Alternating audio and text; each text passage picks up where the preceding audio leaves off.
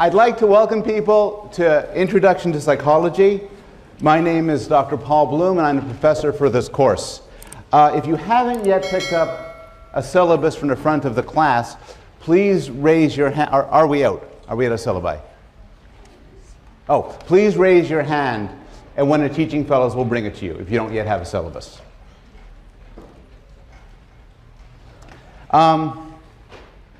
The syllabus is also available on this website.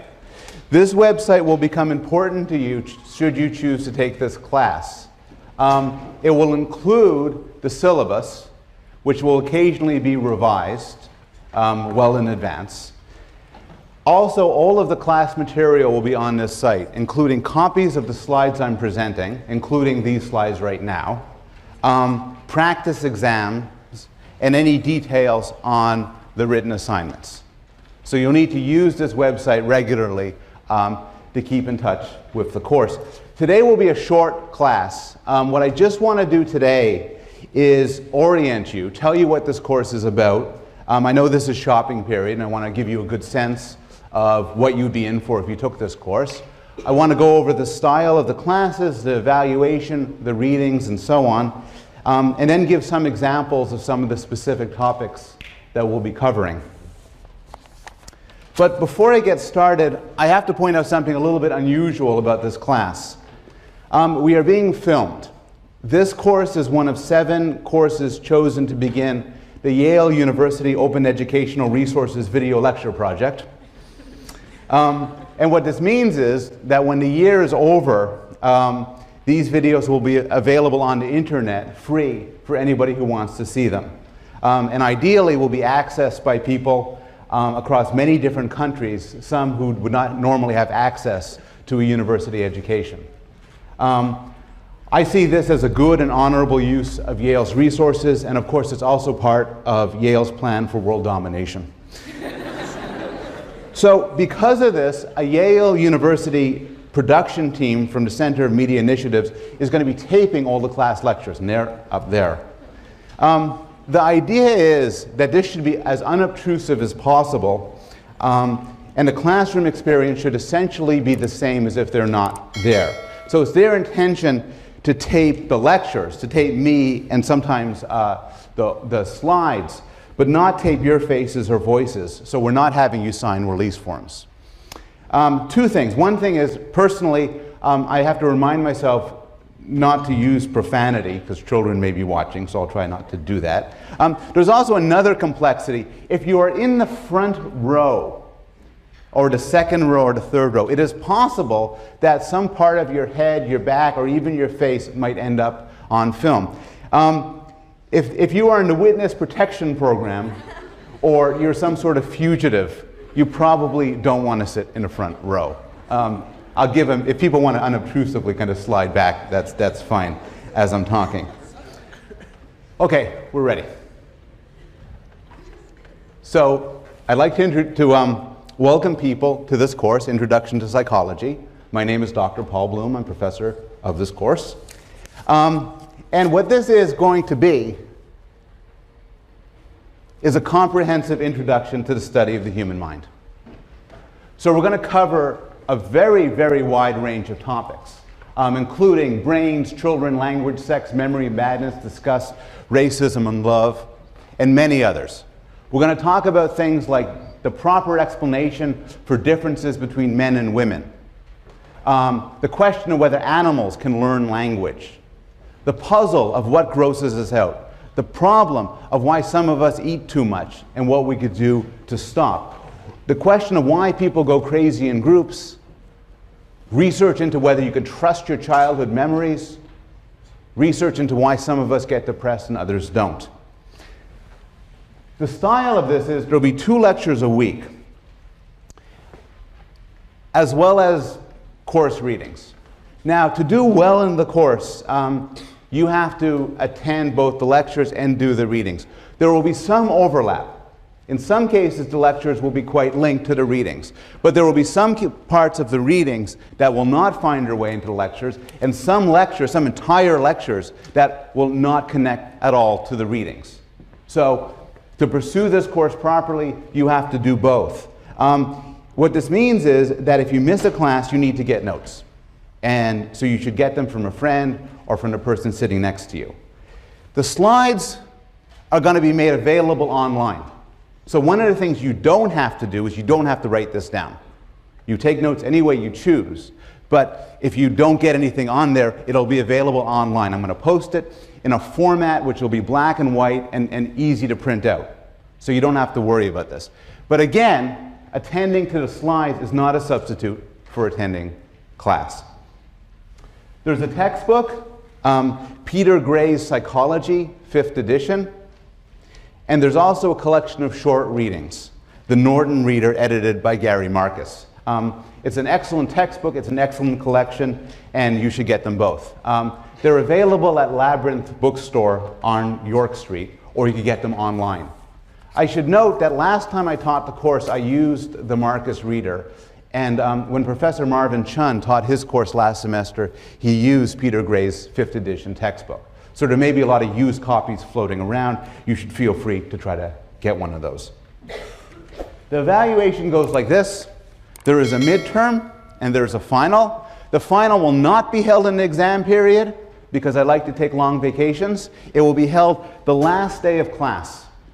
The exams will be multiple choice and short answer, fill in the blank, that sort of thing.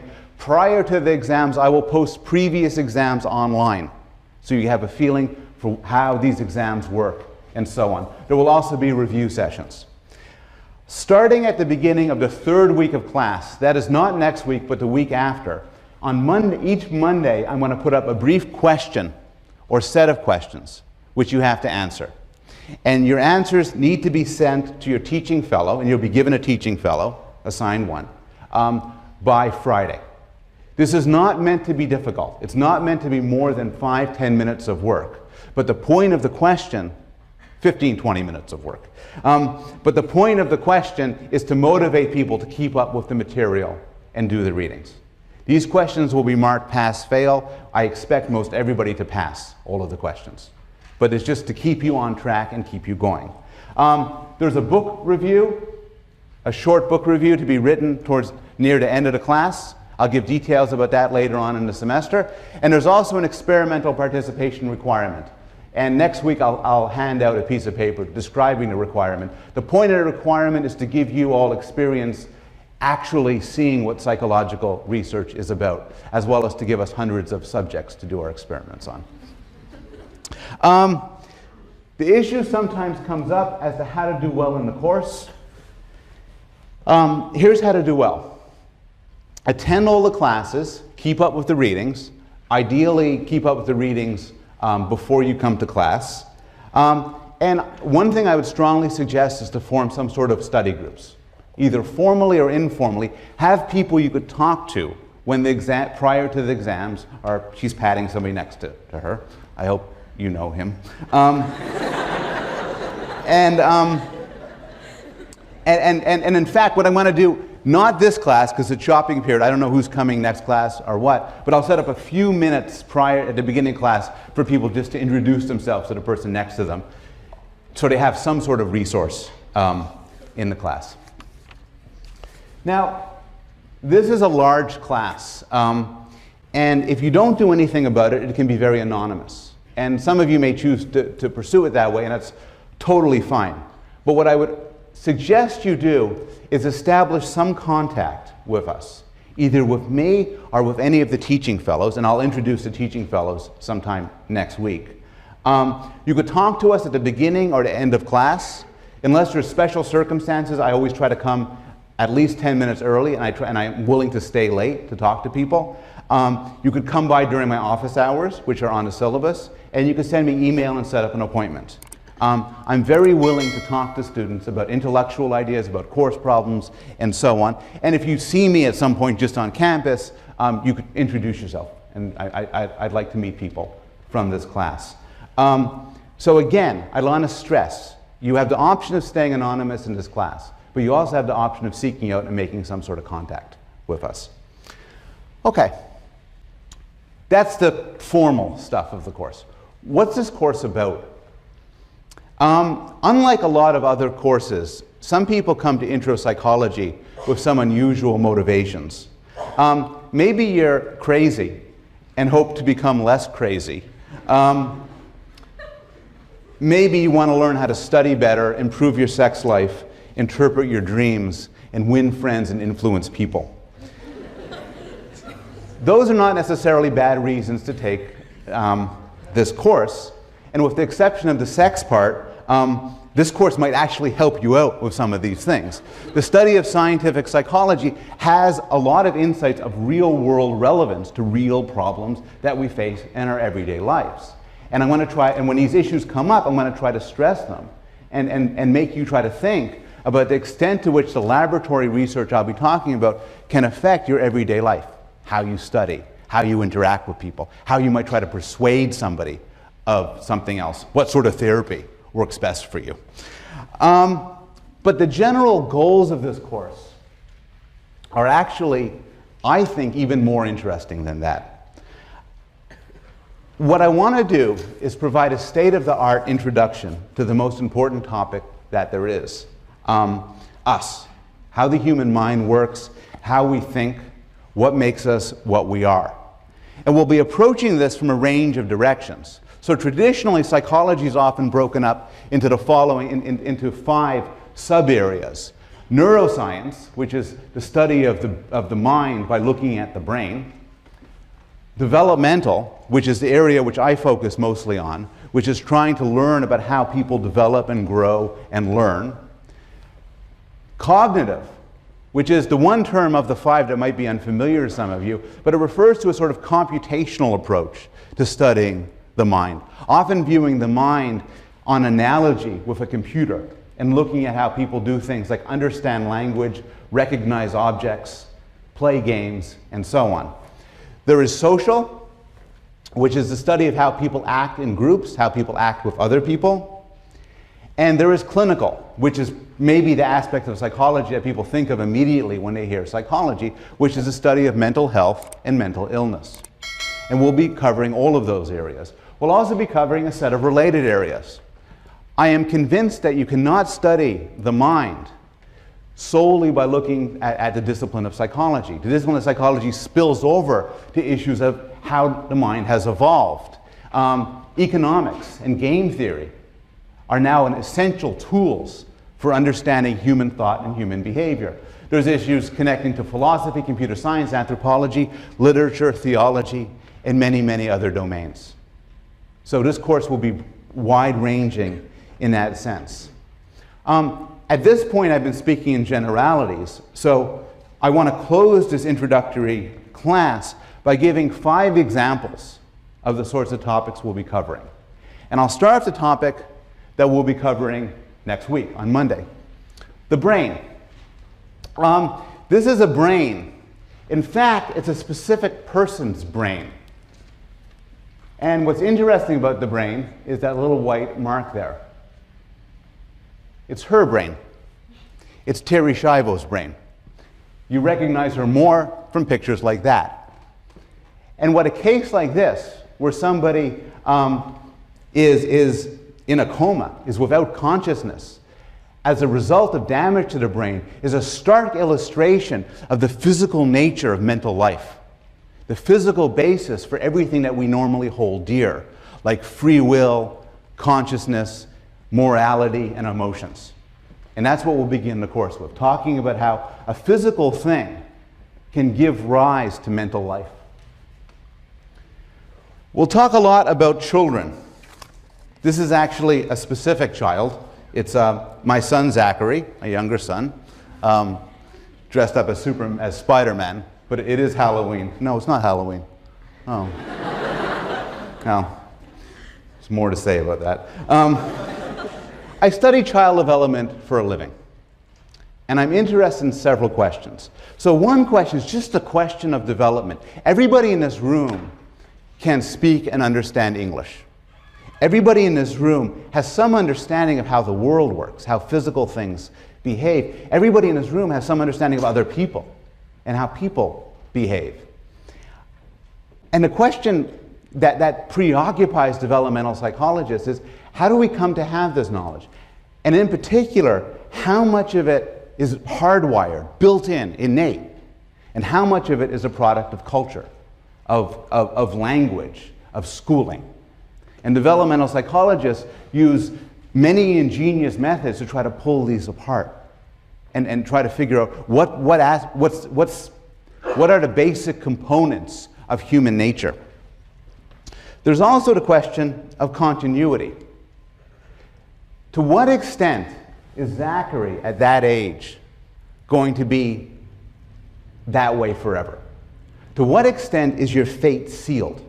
To what extent could, if I were to meet you when you were 5 years old, I could describe the way you are now? The poet William Wordsworth wrote, "The child is father to the man." And what this means is that you can see within every child the adult he or she will become. We will look and ask the question whether this is true. Is it true for your personality? Is it true for your interest? Is it true for your intelligence? Another question having to do with development is what makes us the way we are? We're different in a lot of ways. The people in this room differ according to their taste in food, they differ according to their IQs, whether they're aggressive or shy, whether they're attracted to males, females, both or neither, whether they're good at music, whether they're politically liberal or conservative. Why are we different? What's the explanation for why we're different? And again, this could be translated in terms of a question of genes and environment. To what extent are things the result of the genes we possess? To what extent are individual natures the result of how we were raised? And to what extent are they best explained in terms of an interaction? One common theory, for instance, is that we are shaped by our parents.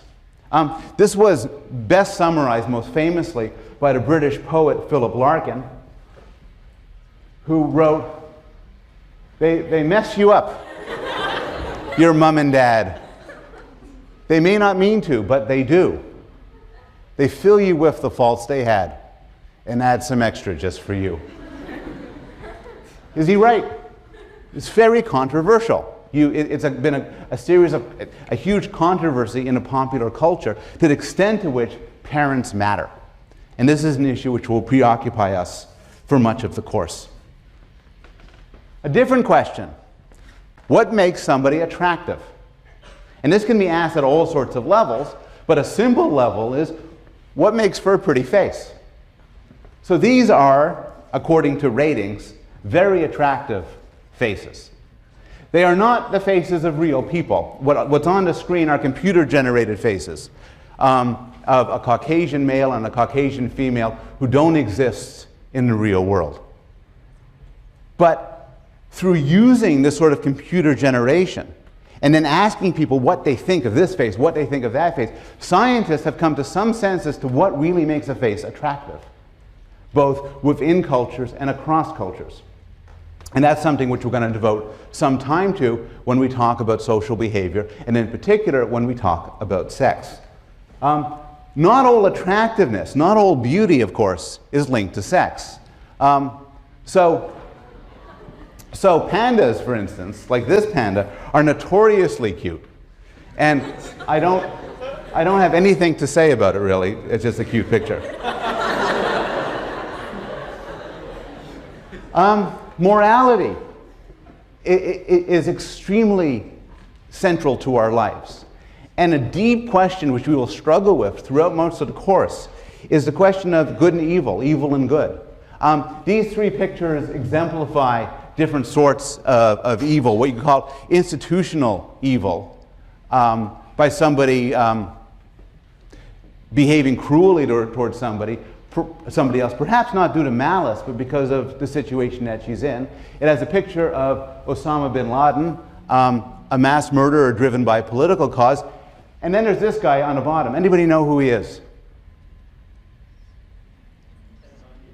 Ted Bundy. Who got that? Film that, man. No. Ted Bundy. Exactly. And that's like, before we get into the technical stuff, it's like crazy evil. And we're going to have to come to terms with why some people are like that. And again, the same situation comes up. Is it part of your nature to be good or bad? Or is it largely due to the situation that you fall in?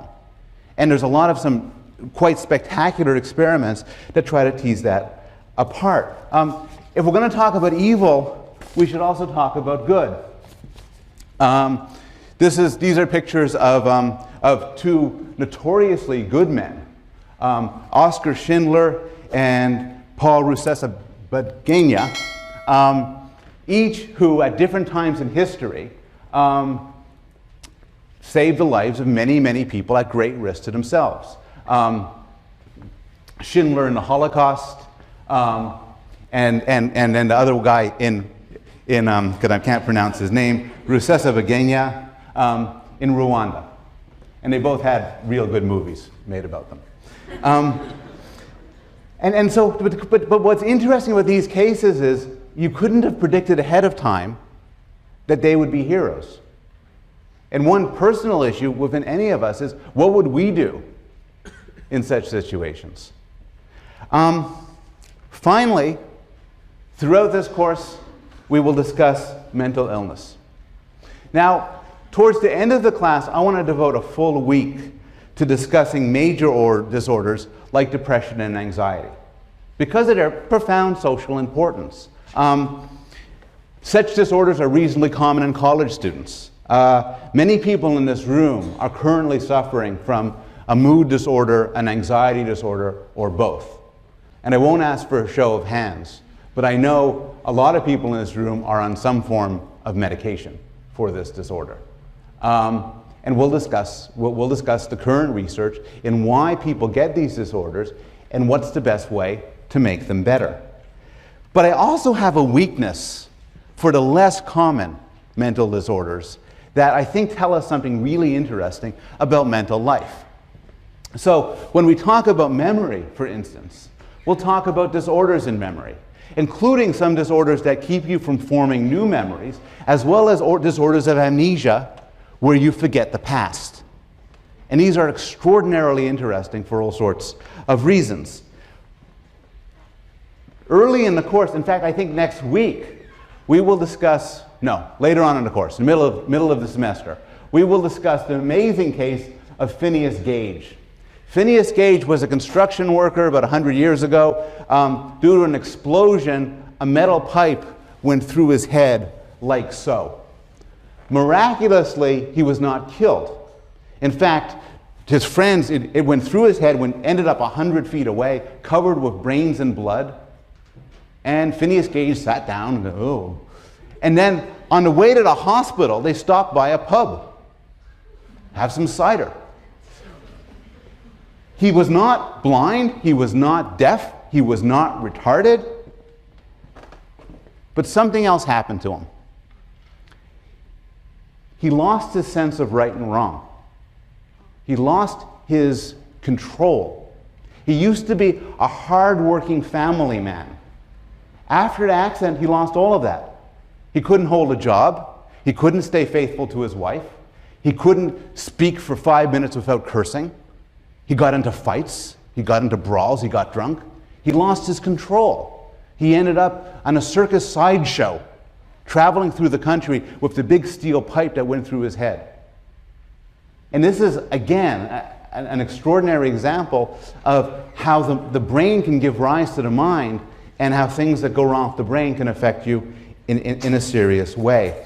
We'll discuss cases of multiple personality disorder, where people have more than one personality, and also discuss the debate over whether such cases are true or not, whether they could be taken as a real phenomena or a made-up phenomena, there's a matter of a lot of controversy. And then we'll even discuss some rarer cases, like Capgras syndrome. Capgras syndrome is typically, there's hundreds of cases, not many, hundreds of cases. It's typically the result of some sort of stroke.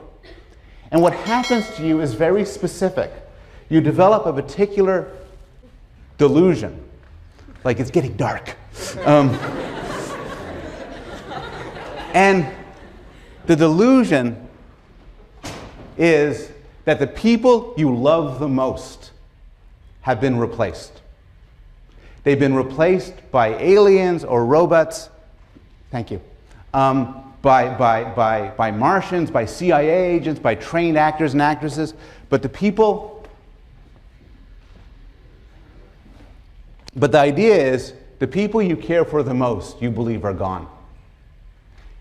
And this could lead to tragic consequences. Capgras syndrome is associated with a very high level of violence. One man in Australia a couple of years ago was under the delusion that his father was replaced with a robot and cut off his head. A related disorder involving the very same parts of the brain is called Cotard's syndrome. And Cotard's syndrome is you believe that you're dead. You believe that you're dead. You are persuaded that you're dead. You're walking around. You know you're walking around. You know that there are people around. But you think that you're dead.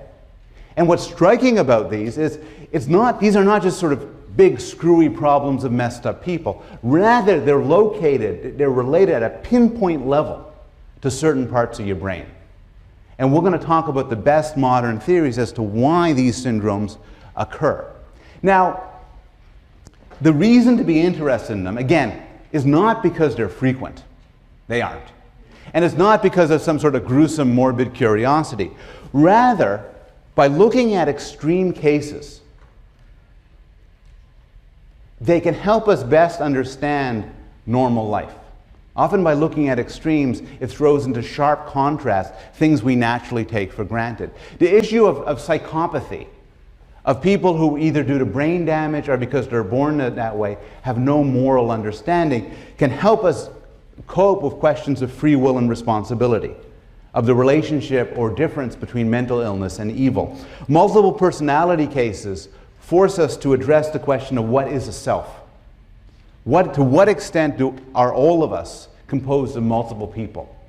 And to what extent are we a single unified person over time? Cases like Capgras are important because they tell us about how we see the world. They tell us, for instance, that there's a difference between recognizing something, in a sense that you could name it, and knowing what it is. And so by studying these abnormal cases, we can get some insight into regular life. So that's the end of the illustration of the example topics. The syllabus lists many more. I'll end by telling you that there's a lot of stuff that we'll be talking about, that I want to talk about, that I am not expert in. And fortunately, there is a community at Yale of the best scholars and teachers on the planet. And so it would be a shame for me not to use them to cover some of these issues. And so I'm going to include 4 guest lecturers. The first one is Dr. Marvin Shun, who teaches the Introduction to Psychology course in the fall, and is my competition. And he's going to give an amazing lecture on cognitive neuroscience, especially the cognitive neuroscience of faces. Dr. Susan Nolan-Huxema is the world's authority on depression, and in particular on sex differences in depression. And she's going to talk about this towards the end of the course. Kelly Brownell is going to talk, is the head of the Rudd Center, focuses on obesity, eating disorders, dieting, and he'll talk about the psychology of food. And finally, Dr. Peter Salovey, Dean of Yale College, is going to come to us on Valentine's Day and tell us everything he knows about the mysteries of love. All of these details are in the syllabus, and I'll stick around and answer questions. Hope to see you next week.